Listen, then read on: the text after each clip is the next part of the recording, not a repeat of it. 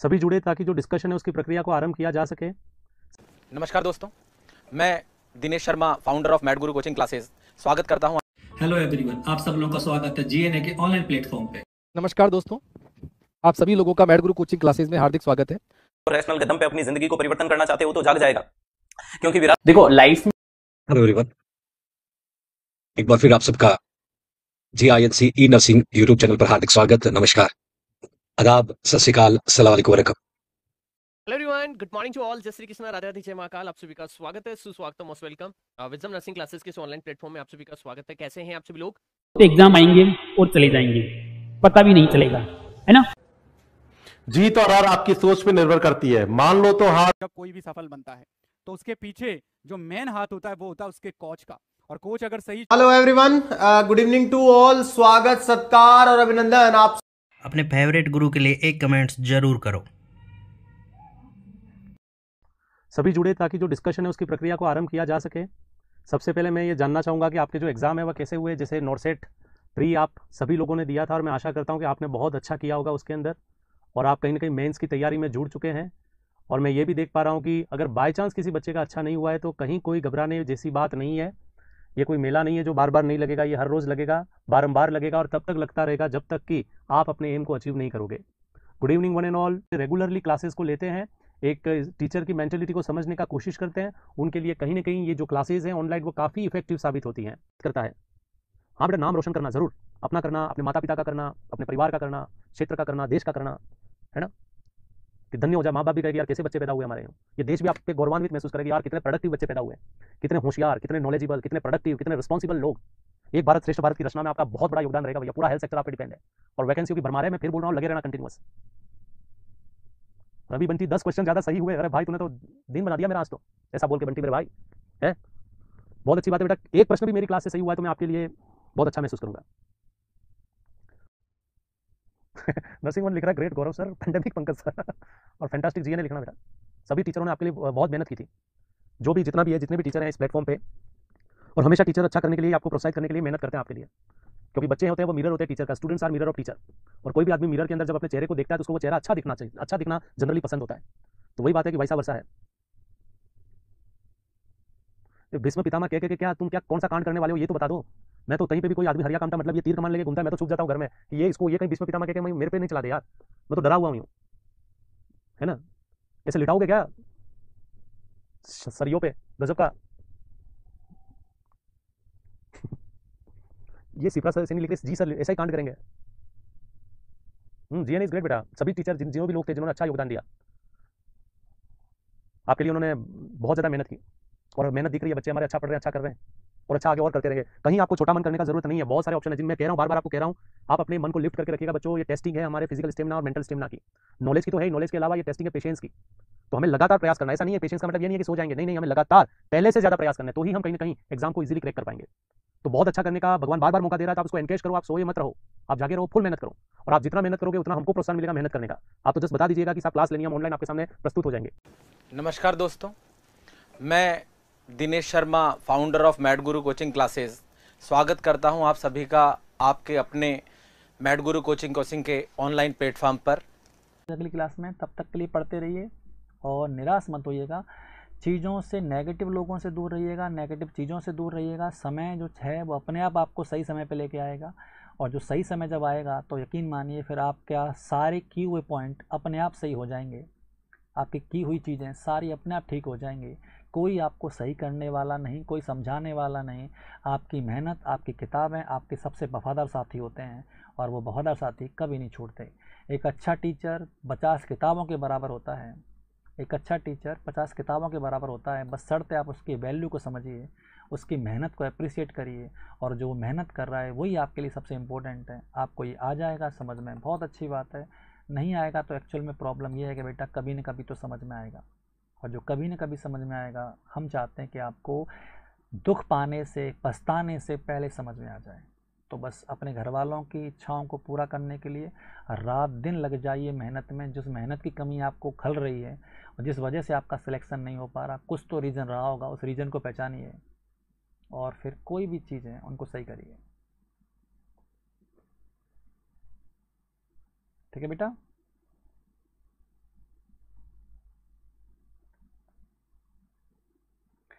ठीक है, तो चलते हैं इसके साथ। जाते आते बेटा 2 लाइन आप लोगों के लिए कि हम जैसे आम चेहरों को यहाँ कौन पूछता है, हम जैसे आम चेहरों को यहाँ कौन पूछता है, यहाँ आवारगी की कीमत है सादगी की नहीं। हम जैसे आम चेहरों को यहाँ कौन पूछता है, यहाँ आवारगी की कीमत है सादगी की नहीं। मैं पूरे शहर की हमदर्दी का क्या करता, मैं पूरे शहर की हमदर्दी का क्या करता, मुझे किसी एक की ज़रूरत है हर किसी की नहीं। नमस्कार दोस्तों, आप सभी लोगों का मैड गुरु कोचिंग क्लासेस में हार्दिक स्वागत है। बहुत जल्दी हम लोग सफलता की मंजिल को, सफलता की सीढ़ी को चढ़ेंगे। आप सभी लोगों को ढेर सारा दुआ आशीर्वाद, स्वस्थ रहें, मस्त रहें, आपकी खुशबू से अपने आंगन को महकाते रहें। आपके घर वाले, आपके माता पिता हमेशा आप पर नाज करें और उनकी नाज, उनकी जो प्राउड है, उनका जो गर्व है, वो आपको सफलता के रूप में दिखे। तो जोड़ दीजिएगा, जगह दीजिएगा तमाम उन विद्यार्थियों का जिनका ख्वाब है सरकारी कर्मचारी बनना। अरे रुकना झुकना थकना किसी भी हालत में नहीं है, और कंसेप्ट लॉजिक और रैशनल के दम पे अपनी जिंदगी को परिवर्तन करना चाहते हो तो जाग जाएगा। क्योंकि विरासत से तय नहीं होंगे सियासत के फैसले, इस बार उड़ान तय करेगी आसमान किसका होगा। तो आसमान भी अपना होगा, जिंदगी भी अपनी होगी, जान भी अपनी होगी, रुतबा भी अपना होगा, सिलेक्शन भी अपना होगा, सिलेक्शन के बाद खुशी भी अपनी होगी। बढ़िया है, बातें करने तो कहीं तो लड़कों को बोलने दो, बेचारे वैसे भी कहीं हवा में उड़ते हैं तो हवा में रह जाते हैं, जमीन पे नहीं आ पाते। क्लियर, लव मैरिज करते हैं तो बेचारे जंगल में दफना करके मार दिए जाते हैं, अरेंज मैरिज करते हैं तो घर के पानी के ड्रम में डाल के मार दिया जाता है, शादी नहीं करे तो समाज वाले ताने देकर के मार देते हैं, नौकरी नहीं लगे तो कॉलोनी वाले मार देते हैं, नौकरी लगे तो हॉस्पिटल में हॉस्पिटल का स्टाफ या जो ऑफिस होता है, कॉलेज होते हैं, कलीग्स होते हैं तो वहां जाते हैं तो वो लोग मार देते हैं, बाहर के मार्केट में घूमे बेरोजगारी मार देती है, घर में रहती है तो बीवी मार देती है, अरे समाज में जाते हैं तो समाज के लोग मार देते हैं, यार दोस्तों के साथ में बैठे तो वो मार देते हैं, भाई को वाईफाई नहीं देते तो मार देते हैं। बेचारों को कहीं तो बोलने की जगह तो स्वतंत्र लोगों को स्वतंत्र भारत का पता तो चलना चाहिए। हम ऐसे देश में बैठ करके संविधान की पालनाओं के अधिकार में राइट टू इन्फॉर्मेशन के तहत कुछ भी बोल सकते हैं, तो मैं यहाँ पे भी इनको जलन होने लगी है। क्लियर है, यहाँ पे तो कम से कम इनको स्वतंत्रता के साथ बोलने दो, चुपचाप बेचारे अपना दुख कहीं पे तो आकर के रोए, कहीं पे तो अपनी भावनाओं का प्रदर्शन का परिचय देने की कोशिश करे कि हमें भी राइट टू इन्फॉर्मेशन नाम का अधिकार बनाया, लेकिन हमें भी तो कोई बोलने का मौका दे, हम भी तो कहीं पे अपनी भावनाओं को प्रदर्शन में ला सके। क्लियर है, तो थोड़ा इनको बोलने की कोशिश करें, बोलने दीजिएगा, इनको फ्रीडम दो, हर जगह इनकी बातों को डरावना मौका मत बनाओ, वरना ये घुट जाएंगे, घुट करके इनको एंजाइटी होगा, स्ट्रेस होगा, डिप्रेशन होगा, और डिप्रेशन की अंतिम जो सुसाइड होता है। बेचारों की किस्मत तो इस लेवल से चलते हैं कि सुसाइड करने को जाते हैं तो पुलिस गिरफ्तार कर लेती है कि तूने अपने आप को जान से मारने की कोशिश की। तो बहुत बुरे हालात चल रहे हैं, तो इनको बोलने दीजिएगा, नादान परिंदों को खुले आसमान में उड़ने दीजिएगा, ध्यान रखिएगा। हाँ, तो वो कहता है ना, और इस तरीके से ना आजमाया कर, कि और इस तरीके से ना आजमाया कर, उसकी तस्वीर में दिखाया कर, एंड मुमकिन है कि लॉ डाउन में उसकी आवाज में बुलाया कर, और इन लड़कियों को आग न लग जाए, तुम अपनी डीपी पे न लगाया कर। तो कुल मिलाकर के लड़कों सावधान रहो, टेंशन लेने की आवश्यकता नहीं, घबराने की आवश्यकता नहीं, तूफानों से आंख मिलाओ, सैलाब और वार करो, मल्लाहों का चक्कर छोड़ो, तेरे दरिया पार करो। क्या लिखा है एक बच्चे ने, सिद्धार्थ सर सिर्फ लड़कों को सपोर्ट करते हैं, क्या बात है, लड़कों को सपोर्ट करते हैं, बात तो तुम्हारी भी सही है, लड़कों को सपोर्ट नहीं करना चाहिए। ये लड़के बेचारे घर से ताने खा करके आते हैं, इनको सपोर्ट नहीं करना चाहिए। ये इनको समाज वाले प्रताड़नाएं दे के मार देते हैं, इनको बीवी बच्चे ताने दे के मार देते हैं, इनको समाज वाले लोग मार देते हैं, ये बोल बोल के कि तुम्हारी नौकरी नहीं लगी, इनको बिल्कुल सपोर्ट नहीं करना चाहिए। लड़कों का जन्म घर पे आटा पिसवाने से लेकर बेइज्जती करवाने के अलावा किसी के लिए नहीं होता है, इनको सपोर्ट बिल्कुल नहीं करना चाहिए। इनको एम्स जैसे काला कानून आकर 80-20 की जंजीरों में जकड़ देता है, हमें इनको सपोर्ट नहीं करना चाहिए। बेरोजगारी के दौर में आए दिन सुनने में आता है कि नौकरी नहीं लगने के कारण किसी लड़के ने सुसाइड कर लिया, हमें इनको बिल्कुल सपोर्ट नहीं करना चाहिए। आए दिन अक्सर ये सुनने में आ रहा है कि किसी पत्नी ने पति पे वार करके उसको मार दिया, हमें उसको सपोर्ट करना ही नहीं चाहिए। आए दिन ये सुनने में आ रहा है कि किसी लड़की ने किसी लड़के को प्यारे दोस्तों धमका दिया, पुलिस को पकड़ा दिया, इवन दिन हर तीसरे चौथे दिन कहानियों के किरदार में आता है कि किसी लड़की ने किसी लड़के को इस लेवल से टॉर्चर किया कि उसने सुसाइड कर लिया, उसको मार गया, उसको हमें बिल्कुल सपोर्ट नहीं करना चाहिए। आए दिन लड़कियों के पास में ह्यूमन राइट्स को यूज लेते हुए किसी लड़का अगर गलती से किसी लड़की के सामने झांक ले तो उसके ऊपर मुस्कुराने का या छेड़खानी का दावा कर देती है और पुलिस में गिरफ्तारी दिलवा देती है, हमें उसको सपोर्ट नहीं करना चाहिए। कोई लड़की अपनी स्कूटी के ब्रेक नहीं देती और लड़के की आगे चलती हुई कार को पीछे से आके एक्सीडेंट कर देती है, जिसमें बेचारे को गुनहगारी माफीनामा और उसके अलावा पुलिस कस्टडी में घूमने के चक्कर काटने पड़ते हैं, हमें उन लड़कों को बिल्कुल सपोर्ट नहीं करना चाहिए।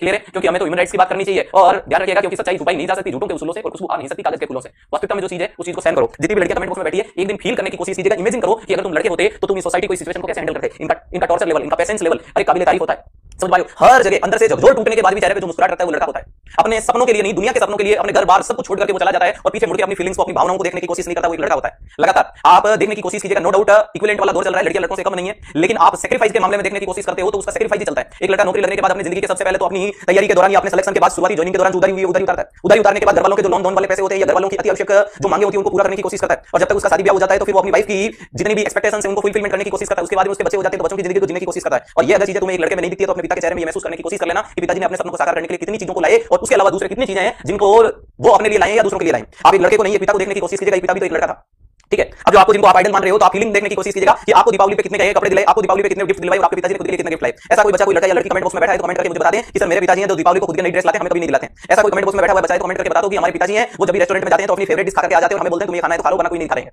कमेंट करने की कोशिश कीजिएगा, क्योंकि आप जब तक लड़के तक उनकी सोच या सीमित दायरे में अपन रह पाओगे, जब तक आप उस भावनाओं को या उस प्रतीकात्मक आत्मा को नहीं पहचान पाओगे जिसका नाम है सैक्रिफाइस, जिसका नाम है त्याग समर्पण की मूर्ति, जिसका नाम है दूसरों की जिंदगी को जी करके खुद को खुश करने की कोशिश करना, ठीक है, दूसरों के सपनों के लिए। वो कहता है मजबूरियों का नाम हमने शौक रख लिया। ये जो कभी की जो पंक्तियां हैं वो लाजवाब देखने को मिलती है। वास्तविकता में एक लड़का होता है जो मजबूरियों का नाम शौक रख लेता है, समझ पा रहे हो। उसकी मजबूरी है कि घर परिवार को त्याग करके दूसरों के सपनों के लिए जीने की कोशिश करना, और वो उसको शौक बताने की कोशिश करता है कि यार मैं तो शौक से जीता हूं। उसको खाने के लिए वो तमाम चीजें नहीं मिल पाती, इसलिए वो दलिया खिचड़ी को भी अपनी हेल्दी डाइट के रूप में लोगों को बताने की कोशिश करता है। उसके पास घूमने के लिए गाड़ी नहीं है, इसलिए वो मॉर्निंग वॉक के रूप में खुद को बताने की कोशिश करता है कि यार मैं तो इसमें भी मस्त मौला जिंदगी को जीने की कोशिश कर रहा हूं। तो आज जितने भी कमेंट बॉक्स में लड़के और लड़कियां हैं वो कभी अपने पिताजी को एक बार देखने की कोशिश कीजिएगा, आपको पता चल जाएगा कि क्या उन पॉइंटों के ऊपर बात करना हमारे लिए जरूरी होता है या नहीं होता है। तो जितनी भी बहनें मेरे कमेंट बॉक्स में बैठी है थोड़ा फील कीजिएगा कि सैक्रिफाइस के मामले में किस लेवल की चीज देखने को मिलती है, या किन चीजों में किस प्रतीकात्मक के रूप में देखने को मिलता है, या किन परिवर्तन में चीजें आती है। क्लियर है।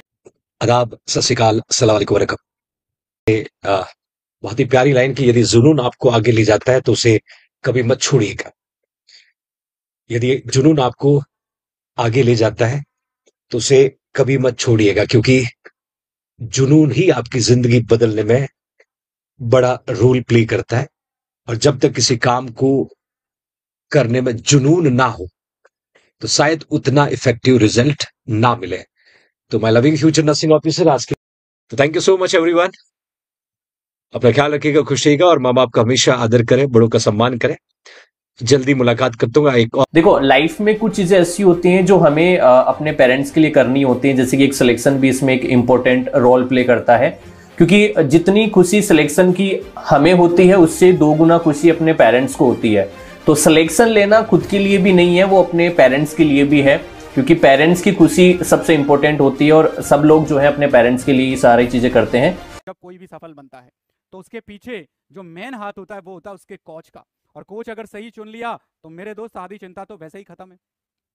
तो मैं कहूंगा दिमाग जितना भी लगाना है, ना फीस पे लगाना है, ना पैसे पे, ना प्लेस पे और ना किसी चीज पे, सिर्फ अगर दिमाग लगाना है तो फैकल्टीज की रिसर्च करो, उनके वीडियो लेक्चर्स देखो, उनकी डेमो क्लासेस देखो और आप समझो क्या आपको वो टीचर सुनने में समझ आ रहे हैं। अगर आपको समझ में आ रहे हैं तो आंख बंद करके उनको अटेंड करो और उनको सुनो और उनकी उंगली पकड़ लो और उनके हिसाब से चलना शुरू कर दो। हमेशा इस कंपटीशन के भंवर में वही व्यक्ति उलझ के रह जाएगा जिसका डिसीजन मेकिंग सही नहीं होगा। यानी कि यदि अगर आपके अंदर इतनी समझ नहीं है कि what is good and what is bad and what is good for me, मेरे लिए क्या बेहतरीन है, यदि अगर आप ये नहीं समझ पा रहे हैं तो अभी आपकी मैच्योरिटी का लेवल बहुत कम है। आपको समझदार लोगों से, अनुभवी लोगों से सलाह लेने की आवश्यकता है और मेरे साथियों सफल होने की भी आपको उतनी ही आवश्यकता है, क्योंकि आपके पेरेंट्स आपके लिए हमेशा सपना ही नहीं देख सकते कि वो सपना देखते रहेंगे। उनको अब आपसे रिजल्ट की उम्मीद है और उस उम्मीद को पूरा करेंगे हम बहुत जल्द। तो मेरे दोस्तों, आपको उतने ही दिल से, उतने ही समर्पण के साथ हम सिखाएंगे, जो भी पढ़ाएंगे, जितने भी टीचर आपको सिखाएंगे पढ़ाएंगे वो सारे बहुत ही एक्सपीरियंस्ड और अनुभवी फैकल्टीज है। तो जयपुर में तो हार्ट अटैक को सही कौन करेगा? हार्ट अटैक को सही करेगी Mona. Oh Mona darling I love you. तो जब भी कभी किसको दिल टूट जाता है, दिल टूट जाता है, ओए मोना प्यार ना करियो करियो, दिल टूट जाता है, तो क्या याद रखोगे? ओए मोना प्यार ना करियो करियो, दिल टूट जाता है। तो मोना डार्लिंग इसको सही करेगी। बहुत एग्जाम आएंगे और चले जाएंगे, पता भी नहीं चलेगा, है ना। तो आपको ये बात का ध्यान रखना है कि अपन को स्ट्रेटेजी बनाते हुए सिलेबस एनालिसिस करना है, टाइम मैनेजमेंट करना है। चाहे आप कहीं से भी पढ़ो, मैं तो कह रहा हूँ आपको कहीं से भी बुक लेकर आओ, कहीं से भी टेस्ट ज्वाइन करो, लेकिन स्ट्रेटेजी के साथ यही करोगे डेफिनेटली सफलता मिलेगी। ऐसा कोई बच्चा नहीं है हमारे से जुड़ा हुआ जिसने 3 साल 4 साल लगातार मेहनत की और उसका सिलेक्शन नहीं हुआ। स्टडी में घंटे मायने नहीं रखते, आप कितने घंटे पढ़ रहे हो, मायने रखता है आपका कंसिस्टेंसी, आपका डिसिप्लिन, कि आप कितने कंसिस्टेंसी के साथ पढ़ रहे हो, कि आप आपके डिसिप्लिन के साथ पढ़ रहे हो, वही मैटर करता है स्टडी सिलेक्शन में। वो इसीलिए ना कि तुम क्या पढ़ते हो, कितनी देर तक पढ़ते हो, कितने भूखे प्यासे रहकर पढ़ते हो, कितने ही ताने सहे हो, ये कोई नहीं देखेगा मेरे भाई। सब देखेंगे तुम्हारा उस रिजल्ट की पीडीएफ में तुम्हारा नाम या रोल नंबर है या नहीं। चाहे मम्मी हो, पापा हो, भाई बहन हो और कोई हो, सब देखेंगे सिर्फ तुम्हारा नाम या रोल नंबर उस पीडीएफ में है या नहीं। तो यही, इससे ज़्यादा मोटिवेशन आपके लिए और कुछ हो नहीं सकता मेरे भाई। ध्यान रहें, याद रखना, एक बार, सिर्फ एक बार सफल होने के लिए ना जाने कितनी बार असफल होना पड़ता है। इसलिए तुम्हें सिर्फ और सिर्फ पढ़ना होगा, आज नहीं, अभी नहीं, अभी से आपको पढ़ना होगा। क्वेश्चन को समझना है यार। एक सिंपल सी बात बोलूं यार, घबराने की बात क्या है? क्वेश्चन आप लोगों के सामने, आंसर आप लोगों के सामने, मेहनत आप लोगों के सामने, ब्लेस आप लोगों के साथ में, तो फिर करना क्या है? बस हल्का क्वेश्चन को पढ़ के आंसर ही तो टिक करना है ना। तुम बोलेंगे सर बहुत बड़ी बात होती है, आपके कहने से काम नहीं पड़ता, करके बैठा हूं बेटा, तभी जब आप लोग को पढ़ा रहा हूं। गलतफहमी में मत रहिएगा, ठीक है ना। बोलते हैं ना, किस्मत से नहीं लेता हूं, मेहनत से लेता हूं बेटा। तो मेहनत से लिया है, और बाद में नहीं बोलूंगा कि आप लोग जाकर करके गूगल सर्च कर लेना शैलेंद्र कुमार सिंह सिनवार को।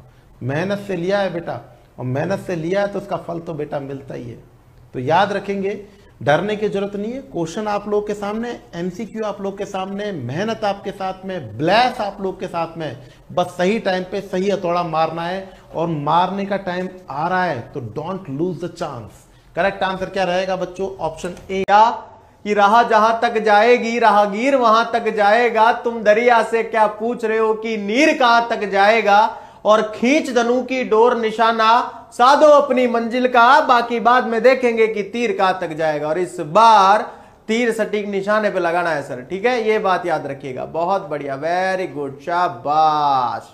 चलिए भाई साहब, इस बार याद रखिएगा 2025 में ठान लिया तो ठान लिया, ठीक है। हाँ, मेरे को जॉब लगना है मतलब लगना है सर, ठीक है। एन केन प्रकार कुछ भी करना है, कितनी मेहनत करनी पड़ जाए, लेकिन जॉब लग के दिखाएंगे, ठीक है, तब आता है मजा फिर। क्लियर है? हाँ, ये याद रखना पढ़ने में। क्लियर? नमस्कार दोस्तों, स्वागत है आप सभी का एक बार फिर से उत्कर्ष फेवरेट गुरु के लिए एक लाइक करो और ऐसे ही वीडियो देखने के लिए चैनल को सब्सक्राइब करो। Thank you guys, thank you so much.